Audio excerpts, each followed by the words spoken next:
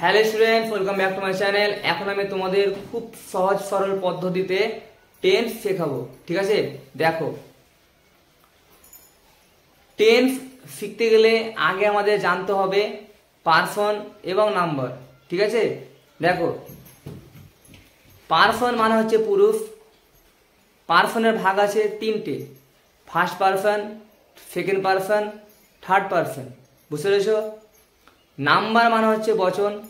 নাম্বারে ভাগ আছে দুটো: সিঙ্গুলার নাম্বার, প্লুরাল নাম্বার। বুঝতে পেরেছ?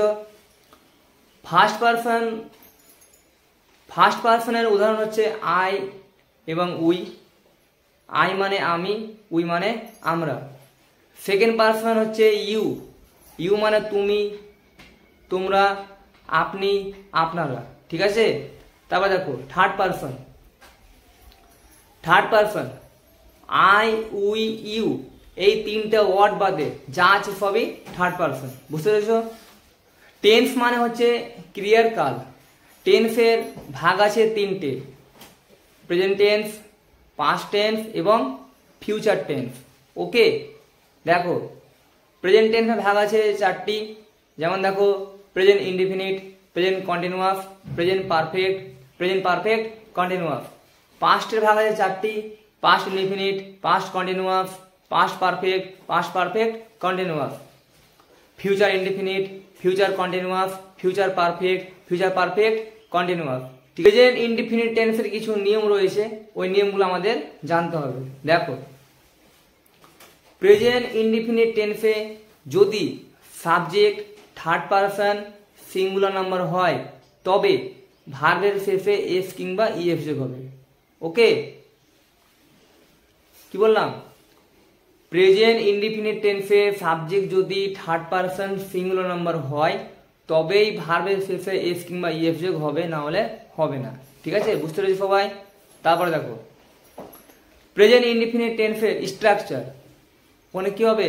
সাবজেক্ট, প্রথম হবে সাবজেক্ট, তারপর হচ্ছে মেন ভার্ব, তারপর হবে অবজেক্ট। যেমন আমি যাই, আই গো।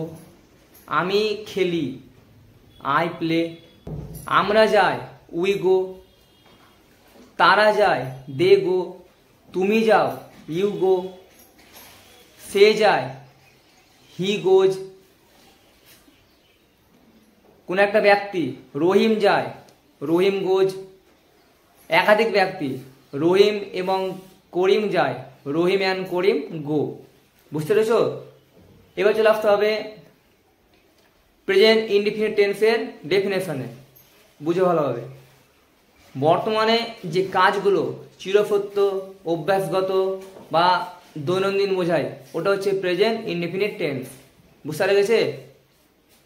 চিরসত্য বাক্য, যেমন দেখো, সূর্য পূর্ব দিকে ওঠে, পশ্চিম দিকে অস্ত যায়।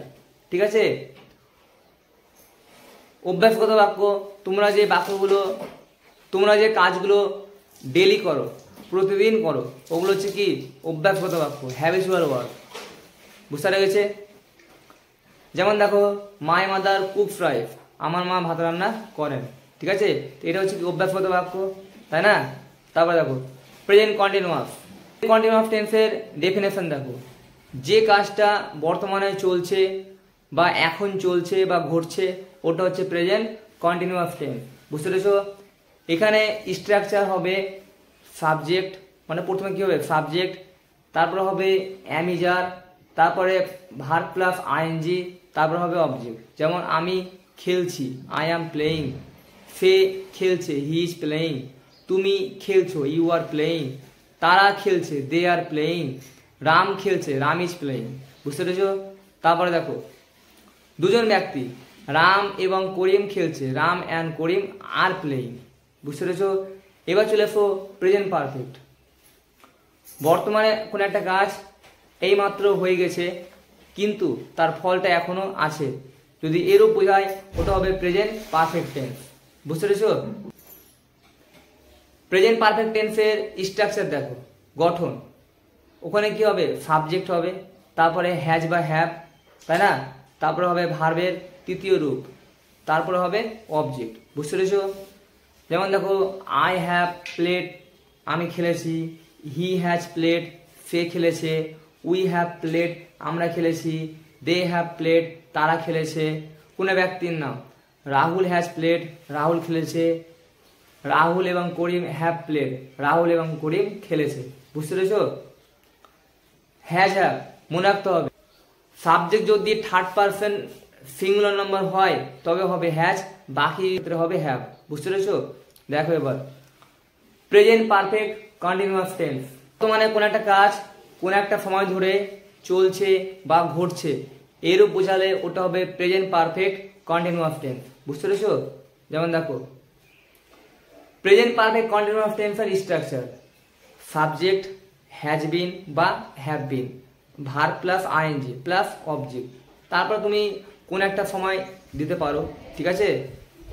যেমন দেখো আমি 1 ঘন্টা ধরে খেলছি, I have been playing for an hour. সে 1 ঘন্টা ধরে খেলছে, he has been playing for an hour. তারা 1 ঘন্টা ধরে খেলছে, they have been playing for an hour. কোন একটা ব্যক্তি, রাহুল 1 ঘন্টা ধরে খেলছে, Rahul has been playing for an hour. বুঝতে পেরেছো? এবার চলে এসো পাস্ট ইনডেফিনিট, অতীতে কোন একটা কাজ চলেছিল বা ঘটেছিল বোঝালে ওটা হবে past indefinite tense. Past indefinite টেন্সের স্ট্রাকচার মানে গঠন, সাবজেক্ট, তারপর হবে ভার্বের 2 নম্বর রূপ, তারপর হবে অবজেক্ট। যেমন আমি খেলেছিলাম, আই প্লেড। তুমি খেলেছিলে, ইউ প্লেড। তারা খেলেছিল, দে প্লেড। সে খেলেছিল, হি প্লেড। কোন একটা ব্যক্তি, রাহুল খেলেছিল, রাহুল প্লেড। বুঝতে পেরেছো? পাস্ট কন্টিনিউয়াস টেন্স, অতীতে কোন একটা কাজ চলছিল বা ঘটছিল বোঝালে ওটা হবে পাস্ট কন্টিনিউয়াস টেন্স। বুঝতে পেরেছো সবাই? পাস্ট কন্টিনিউয়াস টেন্সের স্ট্রাকচার, প্রথমে কি হবে সাবজেক্ট, তারপরে ওয়াজ বা ওয়ার, তারপর হবে ভার্বের সাথে আইএনজি যোগ, তারপর হবে অবজেক্ট। যেমন আমি খেলছিলাম, আই ওয়াজ প্লেয়িং। সে খেলছিল, হি ওয়াজ প্লেয়িং। তারা খেলছিল, দে ওয়ার প্লেয়িং। এবার আমরা জানবো ওয়াজ ওয়ার কোথায় বসে। যদি সাবজেক্টটা সিঙ্গুলার হয় তাহলে হবে ওয়াজ, প্লুরাল থাকলে কি হবে ওয়ার। ঠিক আছে? এখানে কোনো পার্সোনাল ফ্যাক্টরটা আসছে না। এখানে যদি সাবজেক্ট সিঙ্গুলার হয় তাহলে হবে ওয়াজ, যদি সাবজেক্ট প্লুরাল হয়ে যায় তাহলে হবে ওয়ার। ওকে? তারপর দেখো পাস্ট পারফেক্ট,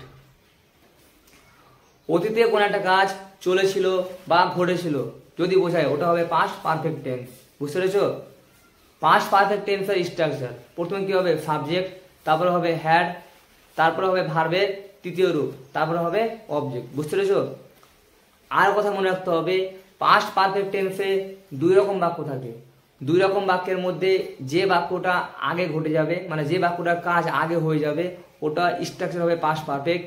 যেটা পরে হবে ওটা হচ্ছে, যেটা পরে ঘটবে ওটা স্ট্রাকচার হবে পাস্ট ইনডেফিনিট। যেমন আমি লিখার আগে সে লিখেছিল, তাহলে কোনটা আগে ঘটছে? সে লিখেছিল, তাহলে ওটা আগে হবে। তাহলে he had written before I road, এভাবে লিখতে হবে। ডাক্তার আসিবার আগে রোগীটি মারা গেল, মানে এই দুটো বাক্যের মধ্যে কোনটা আগে ঘটেছে? রোগীটি মারা গেল। The patient had died before the doctor came. বুঝতে পেরেছো? তারপরে দেখো পাস্ট পারফেক্ট কন্টিনিউয়াস, অতীতে কোন একটা কাজ কোন একটা সময় ধরে চলছিল বা ঘটছিল বোঝালে ওটা হবে পাস্ট পারফেক্ট কন্টিনিউয়াস টেন্স। যেমন 1 ঘন্টা ধরে খেলছিলাম, I had been playing for an hour. সে 1 ঘন্টা ধরে খেলছিল, he had been playing for an hour. তারা 1 ঘন্টা ধরে খেলছিল, they had been playing for an hour. Okay? বুঝতে পেরেছো? তারপরে দেখো ফিউচার ইনডিফিনিট টেন্স কিভাবে করব। ভবিষ্যতে কোন একটা কাজ ঘটবে বা চলবে বোঝালে ওটা হবে ফিউচার ইনডিফিনিট টেন্স। বুঝতে পেরেছো? দেখো এবার ফিউচার ইনডিফিনিট টেন্সের স্ট্রাকচার মানে গঠন, প্রথমে কি হবে সাবজেক্ট, তারপরে হবে শ্যাল বা উইল, তারপরে ভার্বের 1 নম্বর রূপ, তারপরে হবে অবজেক্ট। বুঝা গেল? দেখো মনে রাখতে হবে আই বা উইল এর পরে হবে শ্যাল, বাকি যে ওয়ার্ডগুলো আছে প্রত্যেকটার পরে হবে উইল। ঠিক আছে? আবার আমরা আই বা উইল এর পরে উইলও লিখতে পারি, ভুল নয়। ঠিক আছে? ফিউচার ইনডিফিনিট টেন্সে কিন্তু ভার্বের 1 নম্বর রূপ হয়, এখানে কোনো আইএফ ইএফ, এখানে কোনো F EF IF ING ED কিছু যোগ হয় না। ঠিক আছে? যেমন দেখো আমি খেলবো, আই শ্যাল প্লে। তুমি খেলবে, ইউ উইল প্লে। তারা খেলবে, দে উইল প্লে। আমরা খেলবো, উই শ্যাল প্লে। রহিম খেলবে, রহিম উইল প্লে। বুঝতে পেরেছো? তারপরে দেখো ফিউচার কন্টিনিউয়াস টেন্স, ভবিষ্যতে কোনো একটা কাজ চলতে থাকবে বা ঘটতে থাকবে যদি বোঝায় ওটা হবে ফিউচার কন্টিনিউয়াস টেন্স। বুঝতে পেরেছি সবাই? যেমন দেখো ফিউচার কন্টিনিউয়াস টেন্সের স্ট্রাকচার, প্রথমে কি হবে সাবজেক্ট, তারপরে শ্যাল বি বা উইল বি, তারপরে হবে ভার্ব প্লাস আইএনজি, তারপরে হবে অবজেক্ট। যেমন আমি খেলতে থাকবো, আই শ্যাল বি প্লেইং। তুমি খেলতে থাকবে, ইউ উইল বি প্লেইং। তারা খেলতে থাকবে, they will be playing. Rahul খেলতে থাকবে, Rahul will be playing. Okay, তার পারফেক্ট টেন্সের স্ট্রাকচার বা গঠন দেখো, এখানে কি হবে সাবজেক্ট শ্যাল হ্যাভ বা উইল হ্যাভ, ভার্বের তৃতীয় রূপ, ঠিক আছে। তারপর হবে অবজেক্ট, যেমন আমি খেলে থাকবো, আই শ্যাল হ্যাভ প্লেড।